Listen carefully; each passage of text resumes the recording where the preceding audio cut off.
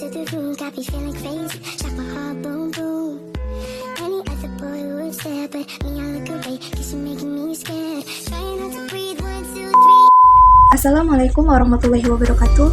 Saya Lydia Afriza. Di video kali ini saya akan membahas tentang hierarki perundang-undangan yang ada di Indonesia menggunakan media piramida struktur yang saya buat.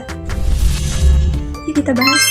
Hierarki perundang-undangan adalah susunan tingkat peraturan hukum tertinggi sampai terendah. Peraturan tingkat bawah tidak boleh bertentangan dengan tingkatan di atasnya. Sekarang kita akan bahas tingkatan yang ada di piramida undang-undang. Di tingkat pertama ada Undang-Undang 1945, konstitusi tertinggi dan dasar dari segala hukum di Indonesia.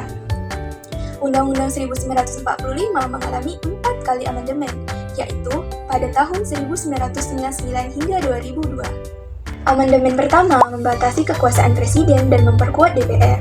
Amandemen kedua menambah aturan tentang hak asasi dan otonomi daerah. Amandemen ketiga mengatur pemilu, memperkuat sistem demokrasi dan membentuk MK.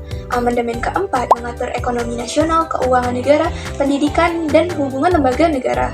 Di tingkatan kedua ada TAP MPR. TAP MPR merupakan salah satu sumber hukum yang mengatur kebijakan. Salah satu contohnya TAP MPR nomor 3 tahun 2000 tentang sumber hukum dan tata urutan perundang-undang. Setelah terbitnya Undang-Undang nomor 10 tahun 2004, kedudukan TAP MPR berubah, tidak lagi menjadi hierarki formal, meskipun beberapa TAP masih berlaku. Di tingkatan ketiga ada Undang-Undang dan Perpru. Adalah peraturan yang mengatur kepentingan nasional dengan Perpru ditetapkan dalam keadaan genting, yang kedudukannya setara. Contohnya Undang-Undang Perkawinan nomor 1 tahun 1974 yang diubah menjadi Undang-Undang nomor 16 tahun 2019. Sementara itu, Perpru seperti Perpru nomor 1 tahun 2020 diterbitkan dalam keadaan genting dan berlaku seperti undang-undang. Di tingkat keempat ada peraturan pemerintah.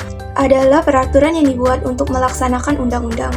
Peraturan pemerintah dibuat untuk menjabarkan lebih teknis isi undang-undang. Contoh peraturan pemerintah nomor 32 tahun 2013 tentang standar nasional pendidikan yang kemudian diganti dengan peraturan pemerintah nomor 57 tahun 2021. Di tingkat kelima ada peraturan presiden.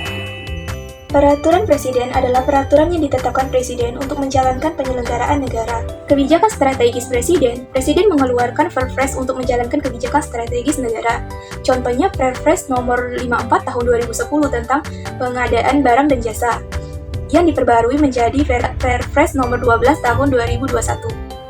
Di tingkat keenam, peraturan daerah provinsi. Pada level ini, terdapat pengaturan daerah provinsi.